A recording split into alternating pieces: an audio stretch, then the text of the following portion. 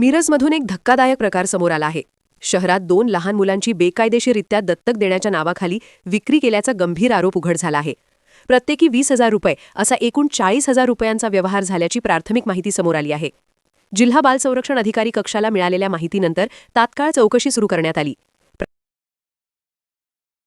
कल्याण समिती यांच्याकडून रोहिणी महादेव वाघमारे ज्या जिल्हा बाल संरक्षण अधिकारी आहेत त्यांनी आमच्याकडे एक तक्रार दिली की एक महिला त्यांच्याकडे आलेली आहे, मनीषा जाधव, जी भगिनी निवेदिता इथून आलेली आहे आणि तिच्याकडून माहिती अशी त्यांना प्राप्त झालेली आहे की तिनं तिची पहिली 2 मुलं परस्पर 20,000 रुपयामध्ये विकलेली आहेत। अशा माहितीवरून आम्ही चौकशी केली। चौकशी केल्यानंतर सदर मुलं ही त्यांनी माधवनगर या ठिकाणी संजय गोसावी यांना एक मुलगा दिल्याचे, दत्तक म्हणून दिल्याचे व दशरथ तुकाराम लोंढे, रेल्वे कोल्हापूर चाळ मिरज या ठिकाणी दिले असल्याची माहिती दिली।